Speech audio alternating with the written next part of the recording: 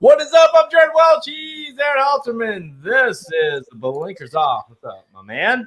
What is going on, everybody? This is it's gonna be a fun day, man. We've got 3 huge races to talk about, a lot of other stuff as well. This is the huge weekend. It's jam-packed. Aqueduct, Tampa Bay, Santa Anita, even some good races at Gulfstream and Oaklawn too. It's gonna be a wild Saturday, dude. This feel like we've been warning you. We've told you it's coming. This is here. We're in March. The Derby preps have begun, and we're just going to kick things off in March with 3 of them. So 3 horses going to be in the Kentucky Derby. If you win one of these races on Saturday, you get 50 points, and you are all but in basically. So we're going to get 3 horses into the gate on Saturday, and obviously Life is Good. We saw Essential Quality last week. Of course, Greatest Honor.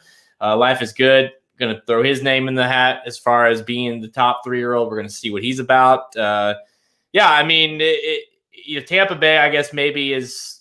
Both Tampa and Aqueduct. Of course, at Aqueduct, you got the Chad Brown, highly motivated coming back. Baffert brings one over as well. So that race is maybe more interesting than it is a lot of years. The Tampa Bay Derby, we'll see. It's going to at least crown 1 or 2 horses, right, to get in the gate. So you've got to at least, you've got to pay attention to it, even if you don't like the horses. So, yeah, huge. Like you said, the undercard. The Santa Anita card itself for the day. Of course, you have the big cap. Maxfield running the big cap. The entire card at Santa Anita on Saturday is unbelievable. Yep, it's one of the best cards they've had in a long time, in my opinion, both from a talent standpoint and a betting standpoint. A lot of times at Santa Anita, you'll get these big races and it'll be Maxfield and then there won't be anybody really challenge him, or there'll be Life is Good and nobody to really challenge him. They've got challenges. They're going to have to run well to win, and that's great. Plus, really good turf racing that maybe one of us will talk about a little bit later on the show. Yeah, it's going to be a hell of a weekend. It's kind of weird, right? Because this was the last quote-unquote regular weekend before all COVID hit last year. So here we are 1 year later. COVID is still around. Hard to get to the track. You can go to some. You can't go to others. It's limited no matter where you go. But here we are. We're here. We're still running. And if you'll remember, next Thursday, on that Thursday podcast, I was getting ready to head to the Rebel. And by the time the podcast was over and I got home, no fans were allowed at the Rebel. Sean Payton was at the Rebel and gave everybody COVID, so that happened. But anyway, so it's kind of crazy. We've almost come full circle now. Creepy Les Miles. That's it. I like the name. Thank you. But yeah, thank you everybody for joining us. If you'll join us live right now, Facebook, Twitter, and YouTube, you can tune into any of these shows live. Of course, these days we've got it pumping out left and right between the Rocket Hour in the mornings and then Magic Mike and ourselves. We do live streams here and there during the day. We'll do one this weekend. We're going to Racing Dudes live. Obviously, how can you have 3 Derby preps running and not do a live show? So we'll be doing a live show this weekend on Saturday covering the 3 preps, right? People are going to want to know our thoughts and obviously what our thoughts are after the aftermath. So tune in for that on Saturday. Again, just all you got to do is subscribe to our YouTube or Facebook, and you'll get notified as soon as we post or publish a video or about to publish a video. So you'll be alerted. All right, we got a huge show, and I don't want to waste any time. So best thing you saw today. Yeah, for me, it's definitely Les Miles getting in trouble. That was hilarious. He's always been an asshole. I've always hated him. So that was pretty funny that hopefully, he didn't ruin any lives of females there at LSU. But he was not allowed to be alone with them. So that's good. Good job by LSU to do that. I'm glad it's 2013 that this happened. And we're finding out about it in 2021. And he's been coaching off and on between that. That's good to keep the students safe at these campuses. Anyway, no, the best thing I saw today was Coming to America 2 is out tomorrow. I'm so excited. It's one of my favorite movies. I've heard really good reviews, believe it or not. I'll believe it when I see it. Usually with these remakes, they're a little... I know. But I've heard it's good stuff. Arsenio Hall had a 2-hour interview with Howard Stern this week, and Howard and Robin both were talking that movie up, saying it was really good. So I'm excited. Coming to America 2. I think it's on Amazon Prime tomorrow.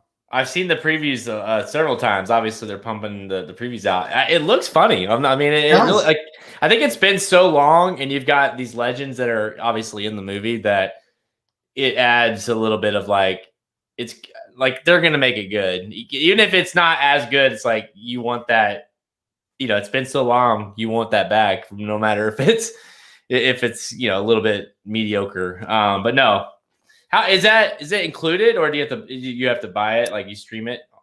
That's a good question. I don't know yet. Surely they'll make us buy it. Oh yeah. They're not gonna. But no, yeah, and that's another thing. It's weird, right? This you think, I don't know if any of us would have thought a year ago. Obviously, none of this, but also that we'd get to a point where we normalize wearing masks and we normalize movie releases being streamed, and it's just theaters going out of business. I saw Alma Draft House when they filed for bankruptcy. I mean, it's a different world we live in than a year ago, and it's kind of not to get weird, but it's kind of weird feeling because it's just so much has changed in just a year. So okay, best thing I saw. So let me clear thing. One thing, no kids were harmed in this, and I definitely am a good father. So, and I didn't. It depends on how you look at it. So we're outside playing, me and my boys today, and we're just hanging out in the garage. And I have, of course, that's my, I think most guys have a beer cooler or a beer, fridge in the garage. Mm-hmm. I mean, and it's if it was in the evening, I probably would have accepted it. It was in the middle of the day, and it's he just walks over to the fridge. He goes, "Hey, Dad, you want a beer?" He's 4. And I was part of me was super proud, and the other half of me was "Oh no, what have I done?" And he even got witness. I was "No, it's look at my phone, 3 o'clock, too early, and he even grabbed the beer. Took it to me. I was holding it in my hand. I'm I can't do it. I appreciate it, buddy. So the best thing I saw today is that my son has now been subconsciously trained to go get his dad a beer without even asking. I mean, how good a parenting is that? Or bad? Depends on how you look at it. Maybe when you take him to the track, you could teach him how to put in all your bets for you too. See, and then you wouldn't have to do anything. I like that idea. Let's see if we can. He's smart enough. I definitely know that he's smart enough to do that. So, hey son, between races, go put this bet in for me for the next race and give me a beer. Yeah, he could do both. I'm very confident. At 4 years old, I think he could do both. If you kind of just taught him how to do it once or twice, I think he would do it. Father of the year right there. Unfortunately, I'm pretty sure that happens a lot. Sons making bets for their dads. And you talk about, some of the stories of the, the older generation, let's just say, John, there's stories of him making bets or making bets for his dad or talking, what I mean? Mm-hmm. That's a lot of kids stuck into the track, and then you could bet you could, even if it wasn't you directly making the bet, you were still gambling. Yep. So I feel like a lot of people in our industry kind of started quote unquote illegally, so it's it's just look at this. Mark says first 4 words for my daughter will be 50 Cent pick 4. There you go. Yeah, exactly. And you got my son, I'll make sure he knows where all the carryovers are at, when jackpots are available. I asked him today, actually, I was hey, do you think you'll want to run the racing dudes one day? And he's because he didn't want to. We were meeting my mom for something. I was well, she's at work, and He's like, I said, do you want to work one day? And he's like, no. I was like, well, I got news for you, buddy. But I was like, hey, do you want to, you could do what daddy does and just, you could do the racing dues. And he's like, yeah. And I was like, all right, there you go. So he'll be our little protege, There you go. But all right, let's get to it because we got a big, healthy show here. Today's show, we're going to preview 3 Derby preps running Saturday, the $400,000 Tampa Bay Derby, Tampa Bay Downs, the $300,000 San Felipe at Santa Anita, and the $300,000 Gotham Stakes at Aqueduct. Then we're going to give some rapid fire selections for the remaining stakes action of the weekend. This segment has turned into kind of its own thing, and some week, last weekend we weren't so hot, but we've been really hot during this segment the last several weeks prior. And so we'll get into that and kind of give you our kind of 3 top plays, so to speak, on Saturday as well. Let's go. Alrighty. Yeah, it was pretty dang funny. I was super happy, and I was also like a little terrified that It's pretty funny. I was like, what have I done? I love it. Nasty weather at Tampa on Saturday. Is it? I haven't seen that. So, here's the deal with the weather and horse racing. I heard for a week straight Fairgrounds on Risen Star Day was going to be ruined. It was going to be trash. I'll just wait, and whatever happens that day. I'm not going to plan ahead. I planned a bunch of off the turf and slot picks, and it was a fast track by the first race there at Fairgrounds that day. So we'll see. We'll see what happens. I think you also have to keep in mind, like a lot of time, like just in general, I think this is good. Even if it, forget, say it is an off track, you just don't know if it's a 4-year-old race or something, and you kind of have an idea, like you have a pretty good track record of you've seen a lot of these horses and whether they like it or not. But when you're some of these horses have 2 races, you just don't know. So it's hard for you. Sometimes if there's a horse that very clearly like maybe broke his maiden on a sloppy track or something, at least you can say, well, I know it's not going to bother him. But at the same time, there might be a horse that's only ran on fast tracks, and it doesn't mean he's not going to run really well on a sloppy track. And so I try not to use it like as a deterrent ever. I usually use it as more of a like almost like a confidence boost. You know what I mean? Like, okay, well, I like that horse and he likes the slop, so I'm good. So yeah, no, I'm with you. Looking at it now, it looks like 81% chance of rain throughout the day Saturday. So yeah, that's a pretty good shot. But that the way I look at it, 19% chance it won't. So glass half full shit right there. Exactly. Yeah. Well, yeah, I guess we'll just have to see. I'm not, Mark. We were like 6 hours from Saturday at Fairgrounds, and they were saying it. So I get it. It doesn't look good, but I wouldn't worry about it yet. Rest assured, no matter what, if you're playing our picks at racingdudes.com, we take that into account. So right now, whenever they're first available, as Halterman very clearly stated, they're going to be it's going to be how a normal track he would handicap. But on Saturday, when it's the track's flooded, guess what? The picks will be updated. That's right. Yep. 60% of the time it rains every time. That's right, Mark.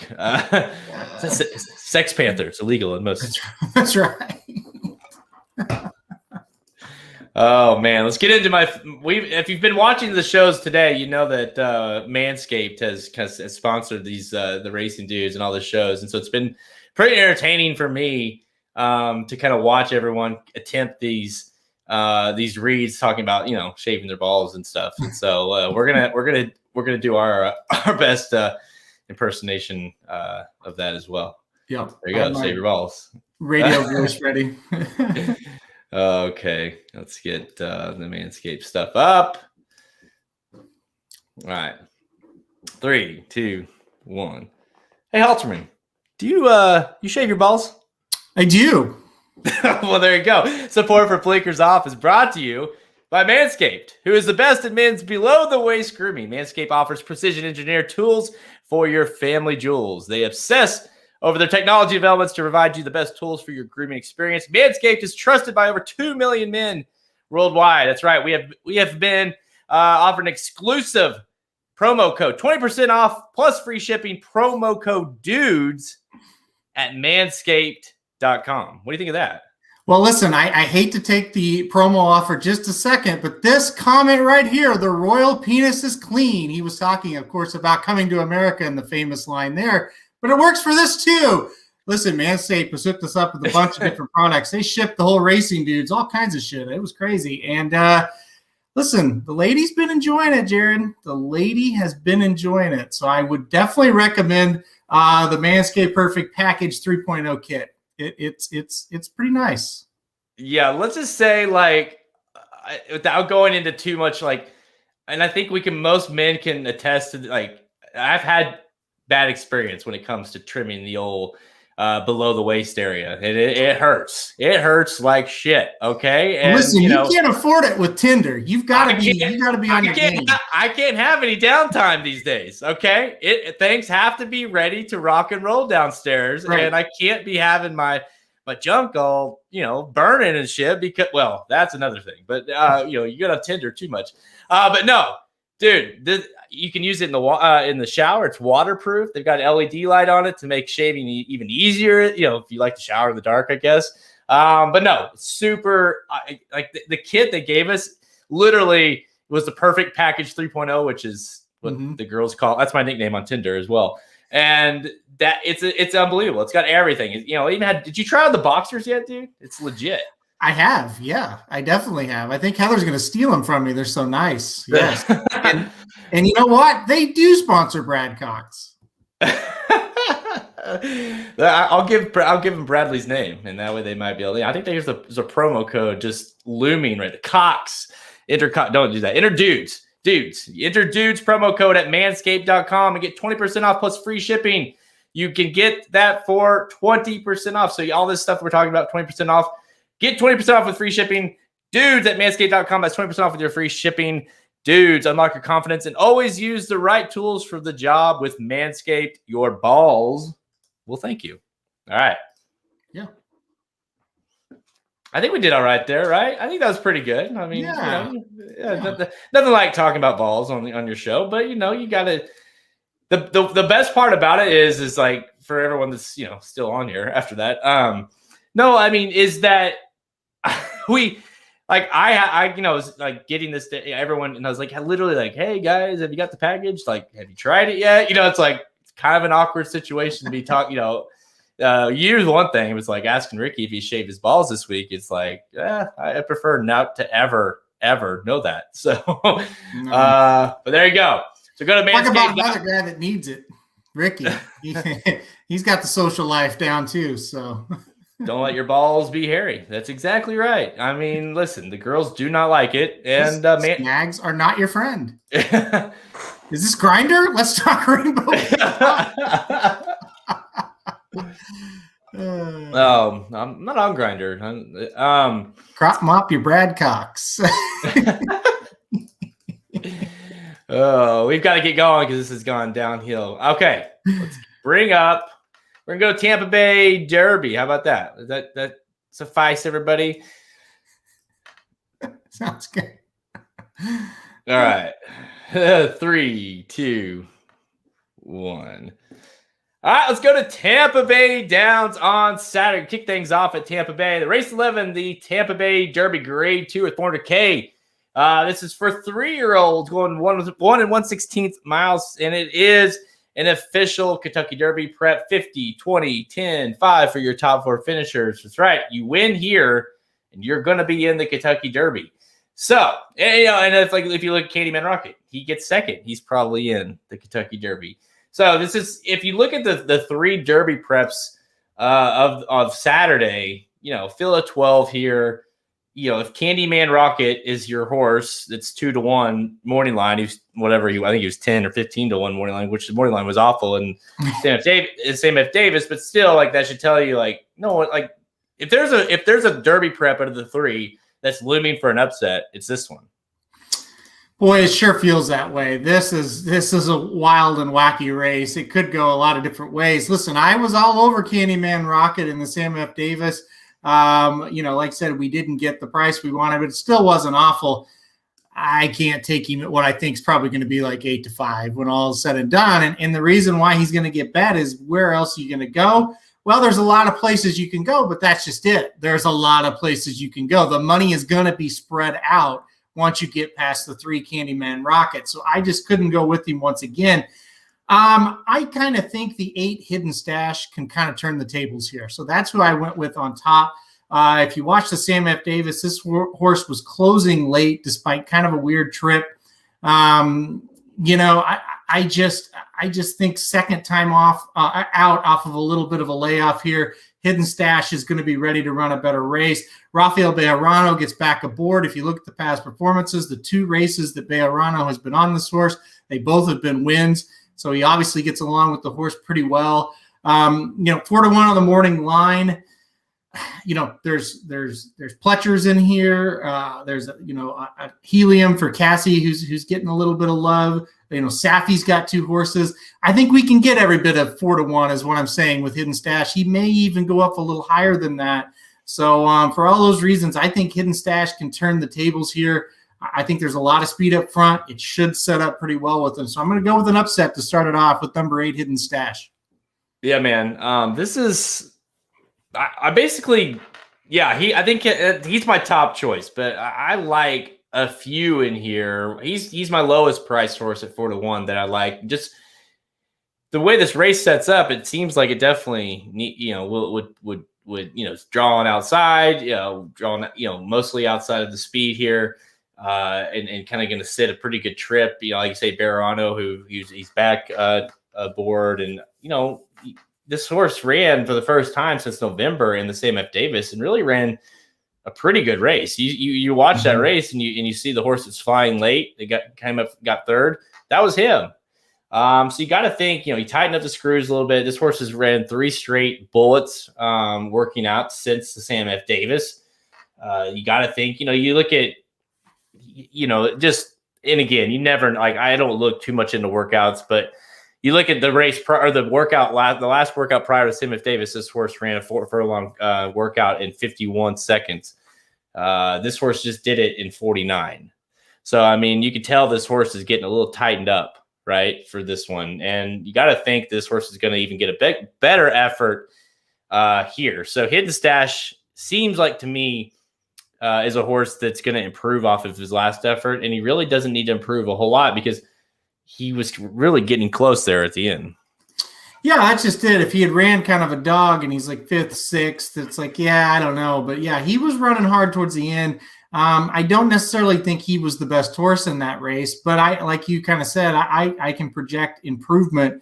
And it's not like Candyman Rocket was finishing with a flurry in that spot. He got the lead, he grabbed the lead, and then he was just trying to kind of hang on is probably the right word, and maybe it's a little harsh, but he wasn't exactly flying home.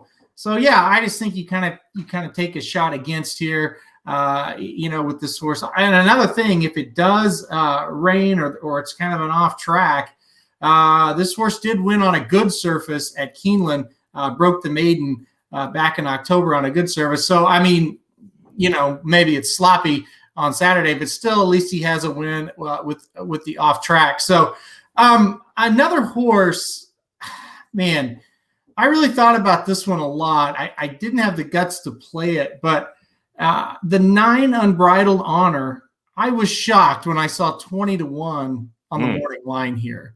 I thought this was a 10-1, maybe 8-1 type. Love it. This horse has a win at Tampa Bay. We talked about the pace maybe melting down here. This horse should be able to pick up the pieces. I really thought that was a long shot that made sense. Dude, I'm with you. This is, and someone mentioned here, I think Mark. Yeah, Mark says this threw us race to him 3, 8, and 11, meaning Promise Keeper, the other Pletcher. I think Unbridled Honor is the horse I want out of the Pletcher barn in this race for a couple of reasons, right? Listen, one, you got to imagine Promise Keeper, Luis Saez comes with. He's ridden, there's going to be a little more backing on that morning line. So I would imagine his odds will be bet down. Whereas Unbridled Honor, maybe not as much. So yeah, to me, this is the horse. You watched that maiden race where he broke his maiden at Tampa. It was really impressive. You look at, he got beat by risk taking. I get he got hammered by risk taking. He finished 4th in that race, but obviously, ran against a good horse. Wolfie's Dynagos, Wayburn in his first debut, his first race. So he's been in some pretty decent races, and then it's like he gets from Aqueduct to Tampa, and then all of a sudden now the thing I could pull the trigger if I'm playing a tournament, which I will be, that if again you never know with the odds, but he's the kind of horse you want to look at. I'm wondering, are you worried? You look at the horse, the first 2 races, he's awful. And then he puts Lasix on, and there's a lot of changes. He goes Tampa, he stretches out a little, or he backs off that mile and 8th race. Now the Lasix are obviously back off. Do you think that was that was almost a deterrent for me, because I thought, gosh, maybe it was the Lasix that improved him that much. Yeah, it absolutely could be. That is a worry. It's a worry with any horse really in these races right now. It's such an unknown from what we're used to handicapping. We've never really handicapped and had to worry about something like that, because Lasix has just been the norm since we got into the game, at least. So yeah, it is a worry, but at the same time, he's 20-1. So right. Exactly. There's going to be a list of worries. That's just one you could add to it a little bit. But yeah, it always is. Listen, if he's the one, okay, so we both are on Hidden Stash. He's kind of my other Pletcher that I like. And if you're talking about one more for me at a price that I think you're going to get, this horse will be off at a higher price than Unbridled Honor. And listen, I get it. Boca Boy for me is very interesting on a loose on the lead. How gutsy can he get? Listen, I know he faded in the Sam F. Davis to finish 4th. Couple things about that. One, you talk about a horse improving like Hidden Stash. Well, this horse hadn't ran since September, and then ran that race in the Sam F. Davis. So you got to think he's going to improve off of that race as well. One thing about it is, even though you could tell he got tired at the end of that race, he fought. He tried. He kept going. He didn't fade to 8th or something. He finished 4th in the race, beating 4 lengths. So you got to think he gets a little tighter here. He gets a little, he's a little bit more into the race. He gets his old jockey Rayo, who rode this horse 3 straight races, has won on him on his debut. The horse has won at a mile 16th. Now again, it was a lower level race. It was Gulfstream Park, restricted race, so it wasn't like it was this. But getting the distance, you would think he can get. So it's just a matter, you would sure hate to get beat by a horse that's just gets ballsy on the lead. And Boca Boy, to me, I used him in the tournament that day in the Sam F. Davis. And I text you after that race, I was like, hey, got my money's worth. He gave it a go at a huge price that day. So, that's the kind of horse that I like.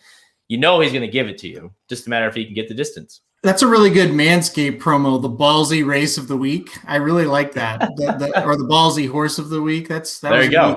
Good job. Hey, we'll tie that in after when we'll recap. We'll say, hey, the ballsy race of the week last week was sponsored by Manscaped. Okay, there you go. Perfect. Promo code dudes. Is it dudes or dudes 20? No, it's rock. It's don't confuse people. It's Rocket 20 and dudes. Don't scratch that out, everybody. It's dudes. I'm on too many shows. I don't know which one's which. Well, let the host take care of those for you. So it's dudes, okay? Okay. Or the Magic Mike. I heard Magic Mike has one too. So, but yeah, dudes. So Hidden Stash for Joshua. The thing about Hidden Stash that has me worried, and you tell me, I'm sure you are, because one, if you saw anything in Sam F. Davis, there's no telling what these morning lines will turn into. Yep.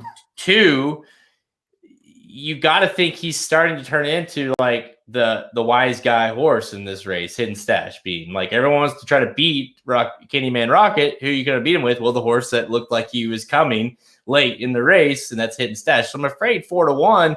I know you said you think you'll get it, but I'm afraid that he might be bet hard. Well, it's possible. It certainly is possible that he will be bet, but I don't know. I just have enough faith in so many, big name trainers in this that it'll spread the money out enough. Plus, Candyman Rocket certainly should take some money here. I mean, that horse should be bet less than 2-1, I would think. You look at this on paper, this isn't the strongest group. I mean, it's pretty weak. You can't tell me whoever wins this race you're going to want back in the Kentucky Derby. That's just not going to happen, in my opinion. So, but yeah, I mean, you're right. Maybe is this horse likely to be the second choice? Yeah, probably. So then it'll just be determining, okay, how much money did Candyman Rocket take, and how low is that third, fourth, and fifth choice, and that'll be will determine where Hidden Stash ultimately falls. But like I said, I don't think he was the best horse last time out, but I think he is the horse with the best chance to improve this time out. A few other horses I at least want to ask you about, just because they might be, people wanting, Awesome Jerry, Saffie Joseph finished 7th, got hammered in that race by Greatest Honor and the Holy Bull. Awesome Jerry shows up here with blinkers off. Any interest at all? No, he's going to have to prove it to me. Same with his stablemate, Moonlight Strike. Yeah. I mean, you kind of want to, right? Because it's Saffie, and you're like, maybe the switch from Gulfstream to Tampa will be enough. But yeah, I don't see it either. Helium. Okay. Yeah. Someone brought up Helium. Joshua said Helium, and Helium is a horse that was claimed this week in the fantasy league. And here he shows up 6-1 for Mark Cassey after has not lost a race. He's 2 for 2 after running 2 7-furlong races at Woodbine. Shows up here. I don't hate him. I don't love him. I'm very lukewarm on him. I mean, it's a perfect race for him to enter. If this horse was in the Florida Derby or the, San Felipe or, I guess maybe the Gotham, he could win. But, he needs to be in this type of race to start off. I don't think he's anything special. Maybe, underneath. But there's a lot of question marks with this one. Yeah. I mean, he would shock me quite a bit if he really? if he ran. I mean, if he hits the board, it'll be kind of surprising to me, to be honest with you. I just think that's such a switch from going 7 furlongs on the synthetic at Woodbine to here.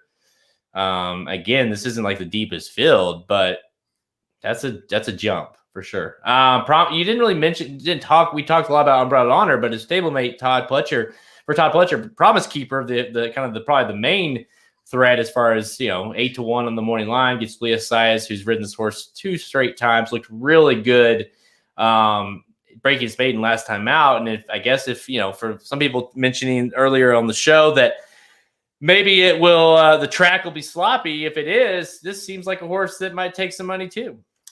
Yeah, I'm trying to get on board with him. I'm just having a little bit of trouble. That maiden win was impressive visually. The number didn't come back great, at least the time form number. There's such a wide variety of speed in this race. I worry about him maybe getting into a little bit of a pace duel here. First time going 2 turns. Maybe this horse turns for home and has the lead and gets caught. I could see that happening. I like that Saya stays aboard here. I think he's the definition of a defensive use. I'll probably throw him on a ticket, the pick 4, pick 5 ticket. I'm not overly confident in this horse. And this is another horse that got claimed in our fantasy league this year or this week for Paul. And so we'll kind of see what happens there. But I'm not overly confident in this horse. Paul, you claimed the wrong Fletcher, dude. All right, last horse. I know this is the one you wanted to pick for Dale Romans, number 12, Sitting on Go. How about this? How about these running lines? Breaks his maiden by 4, wins the Iroquois by 2.5. Since then, 9th by beating 12, 6 beating 5, and 6 beating 17. Now that is some epic training by Dale Romans. 3 different tracks too, so you can't make the excuse of, well, maybe he doesn't like Gulfstream or something like that. They're gonna run through them all until he finds one he likes, I guess. I don't know. Yeah, exactly. So the Breeders' Cup, draw a line through it. I mean, that's a tough race, right? So you can forgive him for that. But the next two, the Kentucky Jockey Club was not that tough of a race. He was 7-2 in that race and got beat by 5 lengths and finished 6th. And then the Holy Bull, wow. I mean, that was just a complete no-show. Listen, he's going to just have to run a ton better for me to even think about playing him again. Now, listen, we love, Brody's cause obviously makes you feel old thinking that's his sire. Yeah. I'm not going to sit here and make a case for him but if he were to bring it and show up, this race sets up perfect, right? Because when he was running at his best, he had that really good kick for home. He finished really strong in those races. If there was ever a time to show up, this would be the one, right? Because the race sets up. But no, I imagine some people will use this horse in tournaments for that reason, but I'm not feeling it. No, I just couldn't get aboard him. I kind of thought about him for a second because it's like it does feel like a race where Romans would win it, but this horse just hasn't shown anything. So, yeah, I can't trust him at all here. Yeah. So last question, because there's probably bigger horses to talk about in the next 2 races. But as far as moving forward, I always ask you these questions on these Derby preps. Moving forward, obviously you have to at least take 1, maybe 2. If Hidden Stash say wins and Candyman's second, well, there's 2 horses in the Kentucky Derby. So, what horses? Say one of those Fletchers airs or wins and looks impressive, all of a sudden he becomes not maybe a legit Derby contender, but he's someone that's of interest. Yeah, I for interest would make sense, but no, I'm not going to take anything that wins here serious. I guess maybe if Candyman Rocket improves off that last race, then you could say, okay, well, he's improving with every start, blah, blah, blah. But overall, I would be shocked if if we're sitting on the live stream and this race ends and I go, oh, that horse has got a shot. I just don't see that happening. Yeah, I'm with you. It seems like one of the it's a weird race. You're literally only handicapping for this race. You know what I mean? You're just try to get the winner here and then basically forget about these horses because the next time they run, they're a throwout. Essentially it's kind of how I look at it. So you and I are both on number 8, Hidden Stash. We both also 20-1 morning line. We'll see if we get that. Number 9, Unbridled Honor. Alrighty, let's go to the San Felipe. Slightly better horse than this one. Yeah, this one we'll talk a little differently about. This is going to be interesting. This is he should win, right? He should win. He should. All right, remember, ask those questions while we're talking. I appreciate all the interaction we're getting for these races. We've got 2 good ones here. All right, 3, 2, 1. All right, let's go to Santa Anita on Saturday. Again, this is going to be back-to-back-to-back action on Saturday. The race 6, San Felipe Stakes, grade 2. We're $300K for 3-year-olds. Going 1 1/16 miles, field of 7. So a smaller field lines up for this one, led by 4-5 morning line favorite. No surprise there. Life is Good for Bob Baffert. To a lot of people, the number 1 horse, number 1 3-year-old, I should say, horse in America. Maybe it's Essential Quality. Maybe it's Life is Good. And we're about to find out, I guess. Medina Spirit, the other Baffert, 7-2. The Great One for Doug O'Neill at 4-1. Roman Centurion, 8-1. Those are your main contenders. Dream Shake, Peter Urton here, a decent little horse that broke his maiden. 5-1. You've got a couple, if they win this race, then you just go ahead and just kind of walk off. That's none above the law for Peter Miller. I don't even think he's even got the ability to win this one. And Governor's Party at 50-1. But really, 7 horses. 5 horses that have 5 horses that we should probably talk about. Yeah. Well, I'll cut it down to 4. I'll ask you before I do. I don't think Roman Centurion can win. Can he finish 3rd maybe? Do you agree or disagree? Oh, yeah. Okay, so I'm going to cut it down to 4 for us. I think there's 4 logical win candidates, and I'll cut it down to 3 now. Medina Spirit, can he turn the tables on Life is Good here? No, I would be shocked. I would be too. I think he's another second or third place horse. He's tough, but I would be shocked if he wins. So I think it's down to 3 horses. I think Life is Good, Dream Shake, and the Great One. My top pick's going to be Life is Good. Listen, this is a horse I've been super impressed with since the beginning. I mean, that maiden special weight win was incredible. Followed up, I mean, a lot of people were critical of Life is Good, but he ran a 101 buyer in his sham win. Thought he was decent. It's the same kind of setup to me. The horse is going to get out to the lead, and that's going to be the one they're going to have to catch. And the stablemate, the 3, is the only one that can really challenge him on the lead. I think I don't see the Baffert horses dueling, so I think Life is Good is probably going to be loose on the lead. An extra 16th of a mile, that's the question mark, right? Can the horse continue to stretch out? We'll find out. If not, we've got 2 horses that can beat him, the 2 Dream Shake and the 5 the Great One. Since the 5 is drawn outside of the 1 and the 3, I think they'll try to rake the horse off the pace a little bit, and I think that's probably a good decision. He'll be the first one to pounce. The race last time out in that maiden special weight was super, really, really good. If he can run back to that again, he's got a great shot to pull the upset here. So I do like the 5. Here's the thing. The 2 Dream Shake actually has the highest time form number in the field. He earned a 120 time form for that 4 3/4 length maiden special weight win on debut. Got to stretch out today. That's the big question. But that was a very, very impressive performance. We don't know what he is just yet. I think Dream Shake's got a shot here as well. I think it's a 3-horse race between the 1, the 2, and the 5, but I think Life is Good is just too good, so I put him on top. And see, our boy Vinny here thinks Dream Shake and Roman Centurion are the only 2 that could upset. I would love to hear the argument for Roman Centurion. Roman Centurion, who obviously finished second to Medina Spirit last time out in the Robert B. Lewis, Hot Rod Charlie. I mean, you might as well group all those 3 together because they were right there on the wire together in the Robert B. Lewis. Everybody keeps telling me Roman Centurion. He's developing. He should progress. Why? Why should he progress here? That last race wasn't off a layoff. That last race wasn't a distance he hasn't ever gone. The last race he got an absolutely perfect setup and couldn't get by. Why is he supposed to get better here? Yeah, no, I don't. He's not one. He'll have to prove it to me. Let's put it that way. Yeah.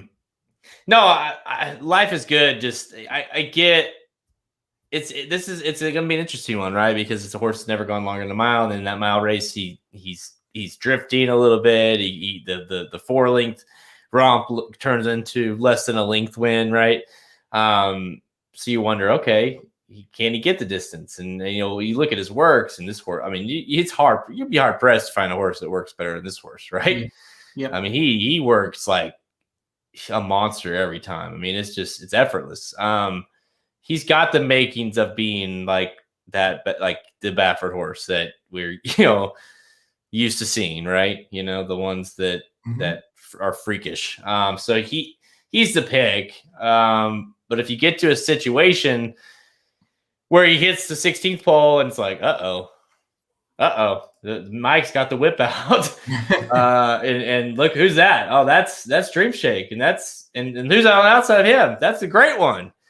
Who can pass him? That's, the Great One is, I've been less high on the Great One than you have, but he's definitely very interesting in this spot.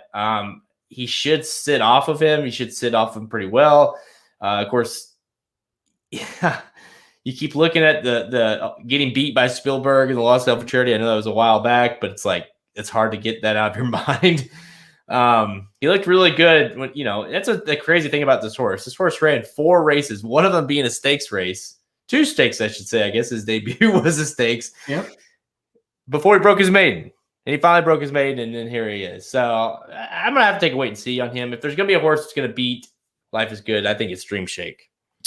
Yeah, I get the pause for concern on the Great One, but the one thing I will say, you don't see a horse win like that in a maiden special weight at the big tracks very often. You just don't.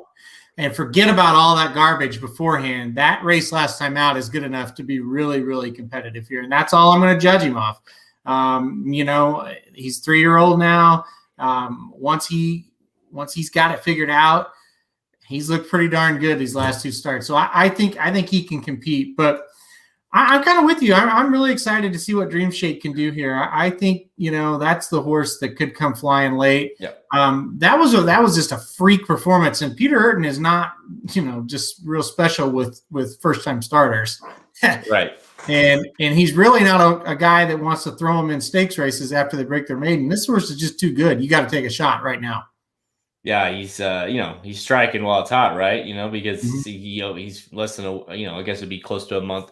It's Joshua says I have no feel for the great one, and I'm with you. Like, it's just kind of hard to get a read on, especially turf, dirt, and listen, you wonder too I agree. The way he won his last race, the maiden special weight, it's what you want to see. He kind of sits off of it a little bit. He pounces. He just rolls off. He throws up a 92 buyer, which was easily his best, more than 10 points better than his Los Alpha Charity, where he got an 81. That's the kind of horse you're like, okay, but look what he finally got in that race, Lasix. And you also wonder, and again, you never know. I mean, you sometimes maybe he just figured it out. Maybe it was just coincidence that he also had Lasix, but then now obviously Lasix are back off being a prep race, and so you're like, well, I don't know. Like, we'll see. We'll find out if the Lasix was that big of an improvement. But that was another one for me. But Dream Shake is running with that too. So you never know. Yep, I know that there it is again. That Lasix situation that we have to worry about this year. Right. We've talked about that a lot on different shows, and it's like it's not something we're used to having to kind of handicap for, when it's clearly it does help horses, and we see it a lot, and obviously you don't know, and so you kind of have to weigh those in sometimes to your handicapping. But yeah, like, how are you? Before I ask you, because I know Life is Good is a horse that we all need to pay attention to, and there might be a lot in here. How do you kind of look at?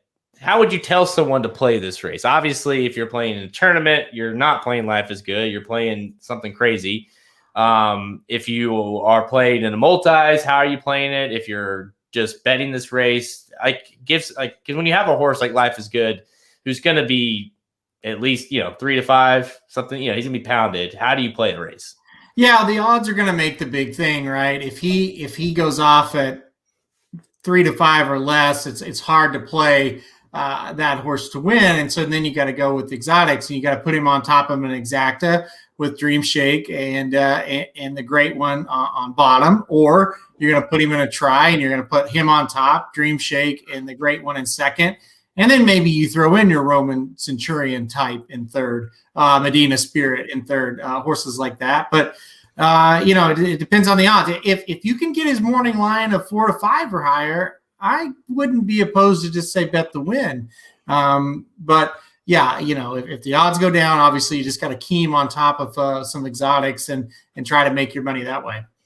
I will say this to Vinny's point. If and again, you never it's hard to tell, but the Roman Centurion is a pretty decent horse to use in the tournament, because if you think he can, if he can upset here at 8 to 1, that's huge. Because you're not going to get the value on Dream Shake, and you're not going to get a Medina Spirit. Obviously, Life is Good. Those are all horses that are tough to play in a tournament situation.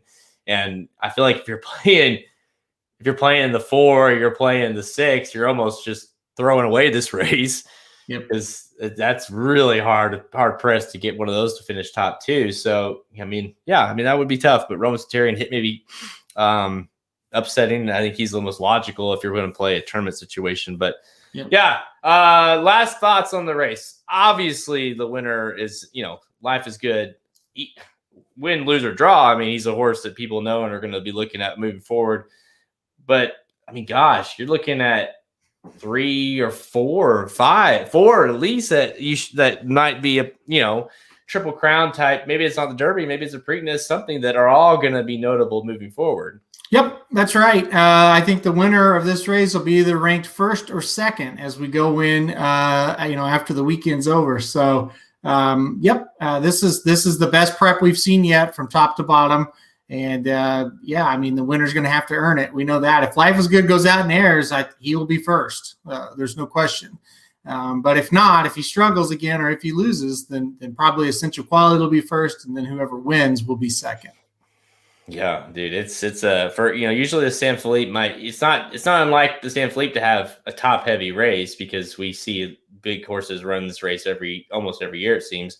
Mm-hmm. But to have it's pretty stacked top to bottom. When you're talking a 5 or 7 horse field and we're talking about how deep it is, it's pretty rare, especially at Santa Anita. So all right, you and I are both on number 1, Life is Good.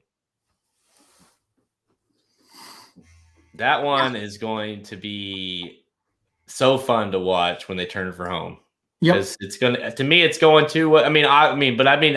either he's going to air or he's going to get caught, So I think all 3 of the Derby preps run within about 40 minutes of each other. Perfect. Yeah. So you're gonna get 3. I just confirmed that you're gonna get 3 Derby preps in 38 minutes if they go to post, to actual post times.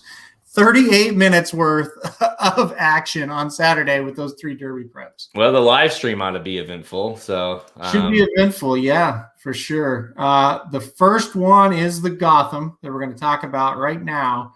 It is scheduled to go up at 5:07 Eastern time, so 4:07 our time. Oh man! So that kind of tells us we're going to be on the live stream. I would say at 4 o'clock we will come on. 4 o'clock Central, 5 o'clock Eastern, 2 o'clock Pacific. Yeah, because it's going to be. What time is the? Do you have that handy? I have it right here. The big cap. What time is? The big cap. We'll 7. go off at 6:30. Oh my gosh, no, 7 o'clock. Yeah, we won't be on for that. So yeah. I don't know. We might do. What we could do is do the 3 preps and then maybe come back and do the 2 grade 1s, because I'd like to be on with Magic when Tiz a Magician runs. Yeah. People would want to. Yeah, we might do. Yeah, we'd probably just be like, hey, go get, go take a break, go reboot, and then we'll be back. Because I think you have, because race 7 is an allowance, and then race 8, 9 are, we could do like 8, 9, and 10. Yeah. Even, which is like 5:52 to 7. So you're talking, close to an hour and a half or so show. I mean, we might as well just stay on. I mean, Slim did the Breeders' Cup for like 6 hours. So, yeah. It's going to be what, 30-minute break? I mean, we can find something to do. Yeah. I mean, people can tune in as they want. All right. Yep. Let's get to the one I'm most excited about. Nervous wreck over here. All right. 3, 2, 1. And finally, let's go to Aqueduct, which is actually, we just talked about this off air a little bit. The first prep of the day, but we're going to talk about this last because it is the less of it's a grade 3, it's $300,000, 3-year-olds going 1 mile. Again, every time I talk about Aqueduct Derby preps, don't even be started. The Wood's the only one that makes sense, but we're at a mile racing the Gotham in March. It's a field of 8, and your 8-5 morning line favorite, number 3, Highly Motivated, makes his 3-year-old debut. Cannot wait. This horse looks on paper like the best horse, except for maybe Bob Baffert bringing in at 5-2 Freedom Fighter. So Freedom Fighter versus Highly Motivated. We talked about how deep the field was in the last race. This one, not so much. Yeah, this race seems definitely like a 2-horse race. And if one of these 2 don't win, I don't really know what to say about it. Number 3, Highly Motivated. Number 7, Freedom Fighter. These 2 look like standouts. Listen, it's going to be quite similar to the San Vicente, right? Freedom Fighter got out ahead, and Concert Tour was chasing and trying to close. Well, Freedom Fighter is going to get out ahead here. Highly Motivated is going to sit. He won't sit too far back, but it'll be a stalking trip. He'll be right there, and can he close? I personally think Highly Motivated can. So I'm going to go Highly Motivated on top here. And another thing, I think a mile might just be a tad too far for Freedom Fighter. I think he might, if it was 6-7 furlongs, he might be able to hang in there. That mile, that last furlong might get him. So yeah, I'm high on Highly Motivated, the 3. we saw him up close and personal at Keeneland back in November. He looked awfully good in the Nyquist Stakes. He beat what we were sitting there discussing as a very evenly matched field. We didn't really know where to go, who to pick. He beat him by 4. That is always when that happens, you always go, wow, that's a pretty nice horse. So, yeah, highly motivated for me. Yeah, listen, it's hard like this. It's kind of, if you take out Freedom Fighter, and again, even if you don't, like he's not anywhere near like being like a top level Baffert. If it's like an allowance field, and highly motivated is cleared as a lot. He's a stakes winner. He won the Nyquist. Like this. He's already passed this test. You know what I mean? So it's just a matter of how he comes off of the layoff. Not seeing him since, like you said, the Breeders' Cup November 6th. But listen, I mean, you look at the horse, like you say, you look at the fields that he's faced and how they came back and quick tempo. Roderick came back to win. Noto Agenda came back to win in the maiden breaker. I mean, he's been in some good ass races, right? He almost wins on his debut. Then comes back and wins, breaks his maiden at Belmont, and then he stays at 6.5 furlongs and then does that at Keeneland. Like you say, he just looks really freaking good. Castellano's ridden this horse all 3 times. He's back to ride again. There's a lot to like. I'm with you. I think I'm still on the fence. Obviously, he's on my fantasy team, so I'm slightly biased, but I still am not totally sold that he can be like a high level horse, especially going like say 1.8 miles, 1.25 miles. You don't know that until we see. But for this, like, it's the perfect spot for him, considering off the layoff a horse that hasn't gone 2 turns yet. Guess what? Not 2 turns here. So I think that's a huge thing for him. It's going to be just like a normal race for him. So, okay, here's my worry for you and your fantasy team with highly motivated. On paper, there's a lot of speed in the race, right? But we've seen this before. California horses shipped to New York. California speed seems to be a little different. And maybe it's just Baffert speed, but I'll call it California speed. Well, tomato. Couldn't you see this Freedom Fighter clearing this field, getting ahead a couple of lengths and keeping his distance, and then it's all of a sudden it's not a pace duel. It's him just running everybody else into the ground. I mean, that's my worry about this race as far as from your standpoint. Because, I mean, to be clear, I don't really care who wins. I don't have a fantasy stake involved here. But I could see it happening. I'm a little worried about that. But I still think moving forward, no matter if highly motivated gets first or second here, he's the one you want moving forward from on the Derby trail. And I still think he's probably a little bit better horse than Freedom Fighter. So I'm with you. I think highly motivated is the one. And again, past these 2, I don't see anything to talk about. No, if like you say, if something else wins this race, it would be shocking, right? No, to your point, yeah. I mean, it's Baffert, right? Yeah. Like, you totally, once he's in, when he said that he's bringing a Freedom Fighter, and I said the group was like, son of a bitch, because it's like he can get a horse to win a race like this. He's even said, like, I don't think he's a Derby horse yet, but here he is because he can, can he run a mile? Probably. I just think those, like, that last, the last, say,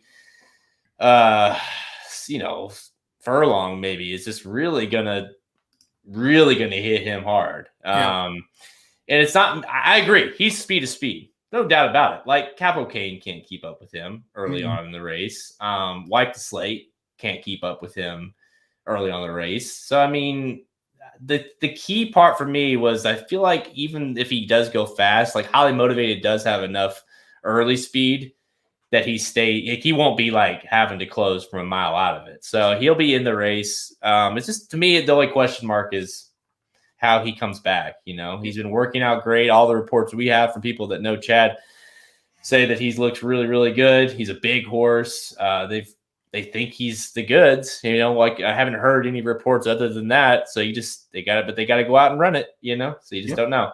Unfortunately, he runs into tough luck, Bob. A key point, though, and think about this as we close this race. when was the last time Bob Baffert, don't forget like Gamine and Justify, but when was the last time Bob Baffert sent a horse to New York on a Derby trail and it was any good? Yeah, he doesn't. He ships. His shipping numbers are incredible, but they're like Oaklawn. He ships to Oaklawn incredibly. Yeah. He ships to Kentucky incredibly. But when it comes to Derby trail stuff, he doesn't normally ship them. Like when they ship to New York, they're usually awful. Yeah. Yeah, because he doesn't want to waste the time at Aqueduct, I don't think. Yeah, no, you're right. He usually does not. Well, I think only one time as he shipped one in for the Gotham, and it was much better, who was fourth. I think that's the year Heichel won it, if I'm not mistaken. So could be wrong on that. As I get older, the years get mixed up, but I know Much Better did ship here, set the pace, much like Freedom Fighter is going to do, and then faded. So, yeah, you're right. That is kind of the thing. It's like this horse, but here's the deal. We know this horse isn't that good. We know he's not a Derby horse. So, it's just going to be, can he just get up there and get a cheap win? Because that's what this would be. Right. I mean, to your point, and we'll end it with that. Highly Motivated is the horse, unless he doesn't fire, his third, fourth, something like that, then you're worried. But first or even second, because if he finishes second to Bob Baffert doing this with this horse, you're like, well, shit. As long as he runs a good race, he's who you want moving forward on the Derby trail, like you said. Yeah. I don't think you can give me any odds. I will not take Freedom Fighter in the Kentucky Derby out of this race. Because let's not forget, this is a 50-point race. Yep. Just like the other two we talked about. That's what's so bizarre about this series they have. Like the race is rated a mile in March, and yet Freedom Fighter, if he goes and wins this race, how many points did he get in the San F or in the San Francisco? Well, he did San Francisco, he didn't get points, but he wins this race. He's in the. They have to run 2 turns to earn Derby points. Not in this one though. Not here, but yeah, they ran a mile and 1/8 already. So doesn't it seem like such a easy solution? Flip the Withers and the Gotham. Oh, now we're good. You just flip those two. It's really not hard. You flip them. You make this race the mile 16th race in the wood, the mile and 1/8, and it goes a mile 16th, mile and 1/8. Just like I know a track in Arkansas that does it that way. But what do we know? So, all right, you and I are both on number 3. Let's go, Bonnie. Come on, my number 1 draft pick, number 3, Highly Motivated. Yeah, it's it shouldn't, but it doesn't cease to amaze me every single time. So I'm like, how because the whole point system was built for getting the best horses in, eliminating those speed horses that shouldn't, sprinters that get in, and yet here you are in March with the horse like Freedom Fighter, who could very well be in the Derby gate and take up a Derby spot for winning a race like this. Yep. I mean, Baffert can literally juice his way into the Derby with this one. Yep. All right, let's do some rapid fire. What do you say? Do it. Are you doing anywhere other than Tampa or Santa Anita?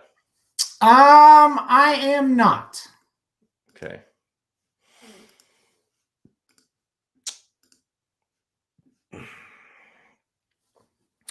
Yeah, there's the speed horses in the Derby are always added a different. It depends on how if you're looking at the best results, like the best horses, we've seen the point system provide more. Like it's hard to get an unlegit horse to win the Kentucky Derby now, but part of the Derby made it fun, like Mind the Bird was, obviously the namesake for that, a horse that wouldn't even be in the gate with the point system. So it's just different. Yeah, it is. I miss the old system, to be honest, but again, what do Aaron and I know? We don't know anything. No, yeah, obviously. All right, you ready to do some rapid fires? Let's do it. All right. Can you guess who's going to sponsor Rapid Fire? Manscaped? Maybe. All right. 3, 2, 1. Time for Rapid Fire, presented by Manscaped. Get 20% off get 20% off and free shipping with promo code DUDES at manscaped.com. That's 20% off with free shipping at manscaped.com and use code DUDES, DUDES. Unlock your confidence and always use the right tools for the job with Manscaped. Your balls will thank you. That's right. Your balls will thank you, Halterman. How many times a week do your balls thank you? Oh, man. Let's say 5. All right, boy. You know, for your age, you still bring it. You know what I mean? Like I'm definitely proud of you on that one. I did not think you had it in you. All right. So the way I'm a very good liar. So the way we do rapid fire these days, it's obviously the stakes action is just out of control. We got 3 categories. What category do you want to kick things off with here? I think we should do the lock that shit up pick of the week. I love it. Lock that shit up. Pick of the week. Halterman, where are you going? Now, I got to ask a question. We said stakes races, but do handicaps count? Can we also do handicaps? Yeah, of course. Great. Race 2 at Tampa Bay Downs on Saturday. It's just called handicap. Don't look at me. It's just called handicap. Race 2 Tampa Bay Downs on Saturday. It is for 7 furlongs, 4-year-old fillies and mares, 4-year-old and upward fillies and mares. I think the number 3 Movie Moxie is the key to the early pick 5. I think you can single this horse and move on. This horse is a winner 2 out of the last 3. Faces a field today that leaves a lot to be desired in this quote-unquote handicap field. Luis Saez jumps aboard here. This is a single to start off at Tampa Bay on Saturday. Number 3, Movie Moxie in the second race. I feel like if they're looking for like Racing Dude's handicap, like we'd more than happily give you that name with permission. Yeah. Like if you got you got to give me more than that, right? Yes. The handicap. All right. What are you betting? I like we're in the handicap today. Oh yeah. What rate? The handicap. Okay. Okay. Numbers. The lock that I like it. Horse. My most likely winner. Let's go. I'm gonna stay at Tampa Bay, and I'm gonna go a little bit later in the card to who is, by the way, not even the favorite on the morning line, which we know how important that is. Race 5, the Challenger Stakes. It's grade 3, 100K, 4-year-olds and up, going 1 1/16 miles. I went with the 3-horse, War Stopper, Todd Fletcher, Luis Saez. Modernist gets the somehow is the favorite of this one, which, you know, I think you and I both looked at that earlier today and thought, okay, gets it all, listen, War Stopper, a horse that since he's been with Todd Fletcher has been awesome. Gulfstream Park, debuted a mile, won by 3, stretched out to a mile 16th, wins by 1. Just really seems like this horse is, you look at the way this horse has improved just by being with Todd Fletcher, declaration of war. You got the part, being the Mad Cat stable is part of this partnership. Been working out well. Todd Fletcher obviously brings horses in here to win on Tampa from Gulfstream. I think that horse is going to be awfully tough to beat. 5-2. Sign me up for 5-2. Yeah, I like that one as well. And I agree. That horse is going to be a big favorite. Now, one thing to be clear as we do these, we obviously try not to overlap. So Life is Good would be a very legitimate horse to put as your lock that shit up. But obviously we already talked about that race. So we kind of give you a different variety. And we don't talk about these prior. So sometimes we do line up, sometimes we don't. Sometimes we line up in the same race, which makes things interesting. But all right, next category. Let's go with the Making It Rain long shot pick. What do you got? The one that's going to pay stacks on Saturday. Well, I'm going to go to race 10, and let's hope we get some decent weather, and this stays on the turf. Tampa Bay Downs, race number 10. It's the grade 3 Florida Oaks, going 1 1/16 mile for 3-year-old fillies. I'm going to go with, quote unquote, the other Grand Motion horse in here. I'm going to go the 3-horse Mia Martina. This horse is 2 for 2 to kick off her career, and a very impressive win last time out over a solid allowance field at Gulfstream Park. Ships over here. This is a very logical race. I look at this and see a ton of speed. I think this horse can close from the clouds and win. I really love that 8-1 price. So I'm going to go number 3, Mia Martina, as the Making It Rain long shot pick of the week. I like it. 8-1. Sign me up for that one. Let's go with. It's funny that we both are going to we're staying at Tampa Bay when we got the Santa Anita card to talk about. Let's go to race. I was between 2 horses in this race, and then I looked at the odds. Race 9, which is the Hillsborough Stakes. Let's go with, and this is a Phillies and Mares 4 years and up, going 1 1/8 miles on the turf. And Magic Attitude is going to be a horse a lot of people are going to be paying attention to, certainly so, 9-2. Listen, I was between Michelin's 11 horse at 8-1 and New York Girl at 5-1. Listen, I'm going to stick with New York Girl. That's my top pick in the race, so I'm going to stick with it. And no 5-1. I like to give a little bit bigger price than 5-1, but I got to think you're going to get a better price than 5-1. Yeah. I honestly, when I saw the morning line, I thought, did I miss something? Because I kind of felt like, I asked you this morning and I agreed. I just I wanted to make sure that I thought New York Girl would be the bigger price. Yeah. For Bill Mott, Junior Alvarado to ride his horse. He's ridden this horse the first 2 efforts since being in the United States. Wins on debut. Comes back in the Tampa Bay in the Denver. Counterparty Risk just barely beats this horse. This horse finished second. To me, this has the makings of a Mott horse that's kind of improving on the turf with each and every start. And I think there's enough excuses in the last one, obviously, that this horse can kind of turn the tables, so to speak, on Counterparty Risk. This race has, I get Magic Attitude being 9-2, but I feel like this race kind of screams upset possibility. Yeah, no, I agree. I kind of like the other one you're talking about, Michelin, as well. I'm haven't decided what exactly to do there, but I do. Junior, we trust. I agree. I mean, I know you, Halterman. He's on one. You just have you have no doubt that at least you're going to get the very best effort and the very best effort out of the horse when you have him.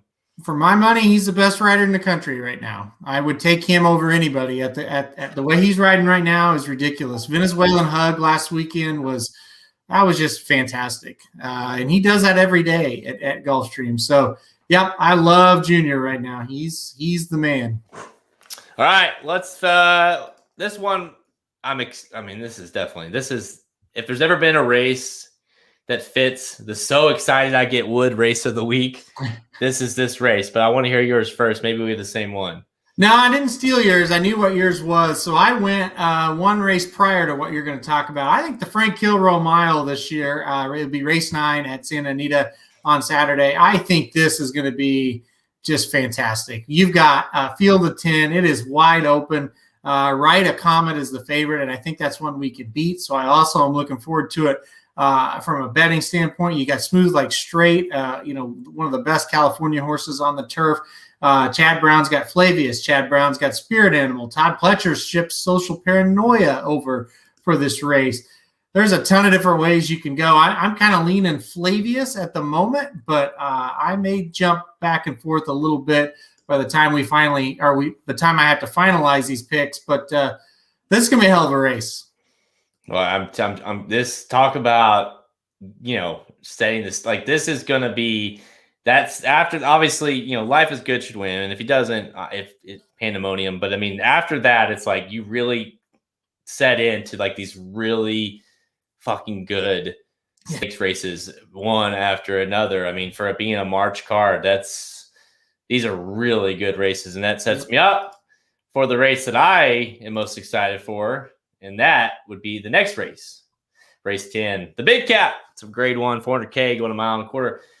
Listen, if you know this show, if you know me, when Maxfield's coming over to the West Coast, I'm pumped. And of course, you got Tiz the Magician in here as well, a dude's favorite. Of course, Magic has a ungodly amount of fan crush on this horse. He's a part owner with the My Racehorse, and so that will definitely be entertaining to have us both on the our horses, so to speak. Of course, I don't own Maxfield, I'm not with Godolphin, but no, Maxfield. I mean, a horse that finally is, knock on wood, is going to be able to put 3 races in a row, something he's not done in his entire career. And he's got 5 races. He's won all 5, but yet it seems like he's been around forever. Although at the same time, it's hard to believe he was just 3 last year. It's weird. Like, he's just a weird horse because he's never been around long enough to kind of get you. He's almost like a myth. Like, you remember when that was so good when Maxfield did that, and then you haven't seen him in like 6 months. So, but Maxfield, he travels out here. He's staying in the United States, and he runs in the big cap. But listen, this is you and I talked a little bit about this, and you asked me, like, did you want to make him your lock that shit up pick? And I said, obviously I think he's going to win. He's my top pick. But this is not the easiest of races. On top of the fact that he's shipping. On top of the fact that he's going longer than he's never even ran a mile and 8th, so I mean he's really pushing it here, but he's got the talent, so it's just a matter of getting it done. But yeah, I think this race sets up for him, but it's going to be a fun one to watch. This is an interesting one. I don't know if he's a slam dunk. I definitely think he is deserving favorite. I think he'll be bad, and I think he's got a great shot to win. But you're right, I don't think he's a slam dunk. And boy, isn't it kind of, I don't know what the right word is, interesting, ironic, whatever. The horse will try to put 3 straight races together with that 3rd race coming at Santa Anita, just like as a 2-year-old when he was scheduled for the Breeders' Cup, a race that, looking back, you had to think he would have won by like 20 lengths over that terrible field, and he had to scratch out of it. So maybe he gets out to Santa Anita now and gets that win. That we've literally been waiting 2 years to see that win out there at Santa Anita. So great spot for him. Really glad he's here. He just adds so much intrigue to a truly historic race. The big cap, you just got such a long history of producing great horses and great finishes and races.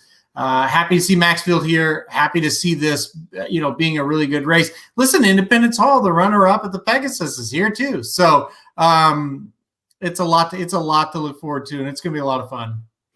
Yeah, so I guess if you don't like, I mean, we obviously are both picking Maxfield, but who's his biggest, who's his biggest threat? Obviously, Maxfield has been known to kind of come from the clouds. He also can come from right, near it with flow, coming back to ride here. You got to think he's going to be in the ball game, so to speak, for most of this race. Going to be close, being a short field as well. So you got to think he's going to be there, but who is he? Is he going to run? He's going to try to run down Tiz the Magician. I think that's probably the setup. Is there a horse that can beat him? I mean, obviously it's not a slam dunk. Who can run him down? Who can close fast? Is it Idol? Is it Express Train? Is it Coastal Defense? Independence Hall. I mean, who's your biggest threat? I'm gonna agree with Denny 100%. Express Train last time out looked like a horse that's improving, a horse that's getting ready to run another big race. And then Idol gets the jockey change, and I think that's huge. And not only does he get the change, he gets Rosario. So I think that finally could make this horse run a little bit better. Hey, if it's me, I like the 2, I like the 5, I like the 6. Sorry, Magic, I don't like the 7. Maybe the 3. But yeah, I think 2, 5, 6 is what this thing comes down to. Listen, I think it's going to be a hell of a race. He certainly is the class of the field, but this definitely seems to be the biggest test of his career so far. Oh, hands down. I mean, because it's not just the mile and a quarter. It's not just traveling out west for the first time. It's not just the fact that this is probably one of the tougher fields he's faced. It's all that together, right? Or it's not just that he's never ran 3 straight races in a row. So it's just like a lot of firsts for him all at once. But again, like I told you earlier in the day, I was like, if he goes and wins this race, kind of like he's been winning races, he's probably the one horse in the country, bypassing Monomoy Girl in my rankings anyways. Yep. Because it's going to take some talent to win this one. I kind of like I do like Idol a little bit here if you're going to talk about an upset, just because you got to think if you're talking about a horse that's going to close, you got Rosario, man, you got the patented pumping on on getting that kind of extra oomph. Seems like a horse that is getting a little bit better. So if there is going to be one, I like Idol, especially at that 6-1 price. But you didn't hear me say it. Maxfield's my boy. He's my pick. Can't wait to watch him run and hopefully win the big cap. Yeah, I mean, I know he won the Futurity, but let's be honest. This is his first Grade 1. First notable Grade 1 race that he would. So it's a lot for him. Yeah.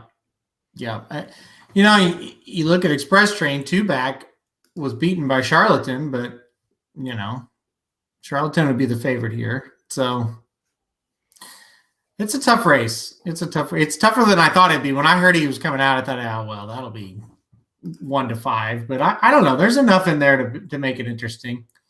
Got a ship, Oh yeah, you gotta do it all. Yep.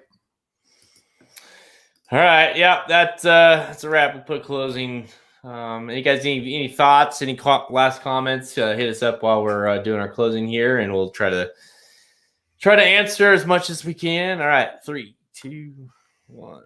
That's all the time we have. Check us out at racingdudes.com for free picks and our previous selections on our handicap products page. Click the products link on the brand new website at racingdudes.com to learn more. We can finally say it, right? The new website at racingdudes.com. That's right. You don't need to go to the products page. You just need to click the big ass button that says Get Racing Dudes Premium. Yep. Halterman, this time last week, you and I were not sleeping. Nope. We were stressed on all accounts for different reasons. And the site is humming right now.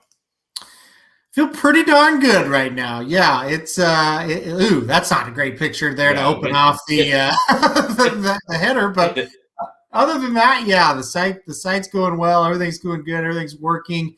If you are a straggler and you didn't hear, just reset your password. If you have a subscription already and you haven't been able to log in, just reset that password. If you're a single day purchaser, you like to purchase day by day and you haven't yet, just re-register when you buy. So pretty easy. If you have any trouble, let me know. But yeah, this time last week, the stress level was at a 10. Now it's at a 1. So that's always very good. Yeah, it's we love it. It not only does it do things on the site, that more streamlined and automated. It's the dashboard is 1,000 times better than it ever has been. So we are really proud of this thing, and hopefully it helps everybody.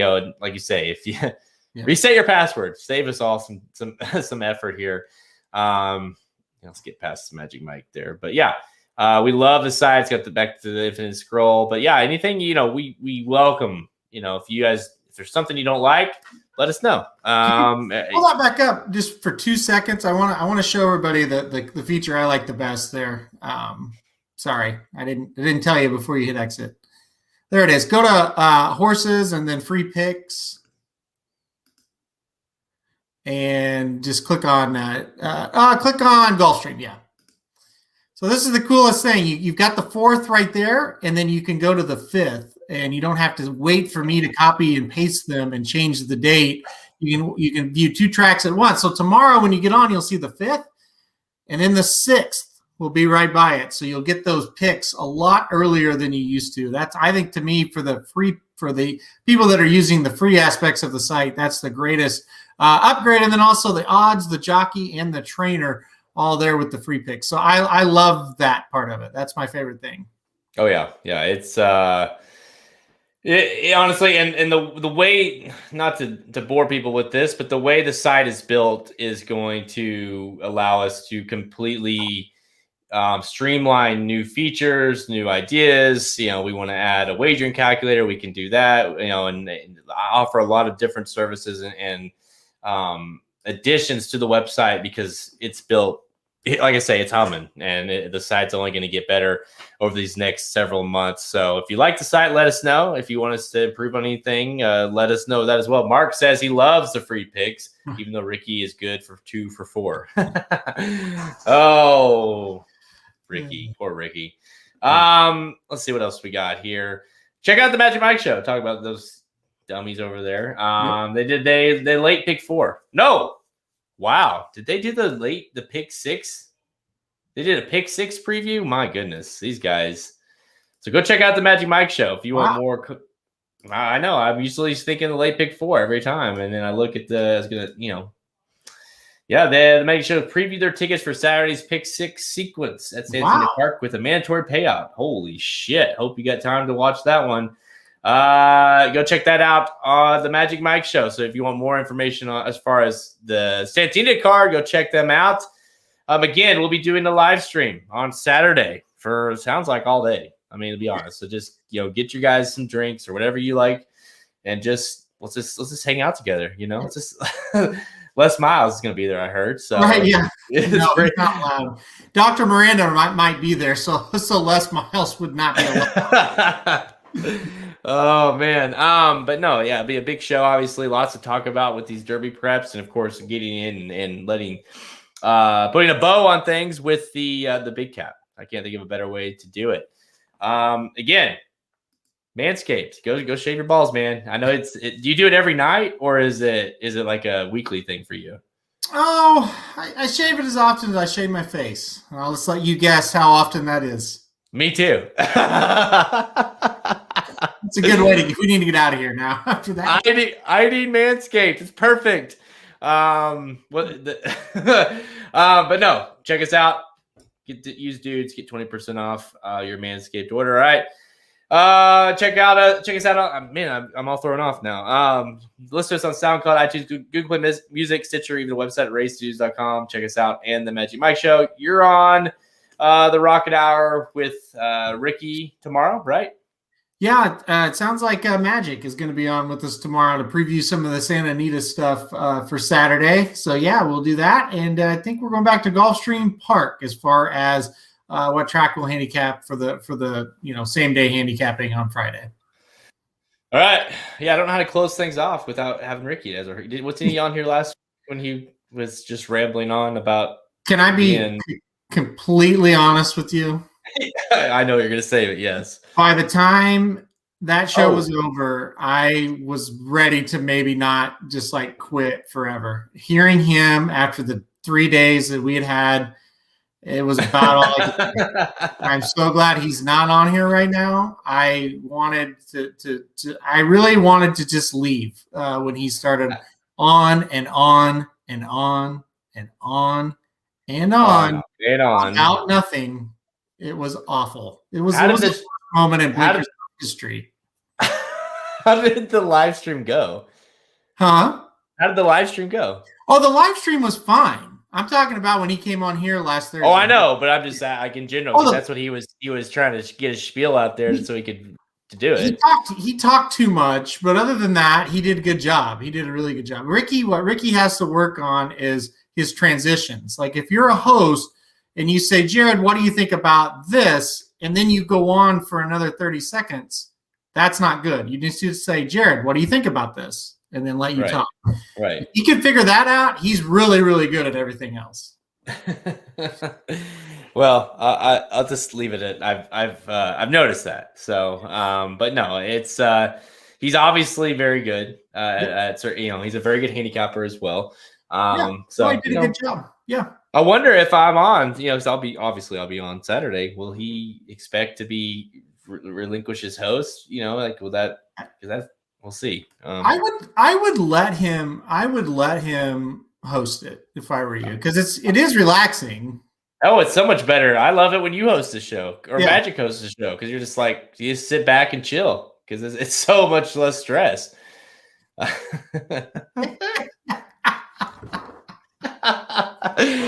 Oh, Mark says Ricky needs to meet a deaf woman because he could talk for days. Horse racing, Syracuse basketball.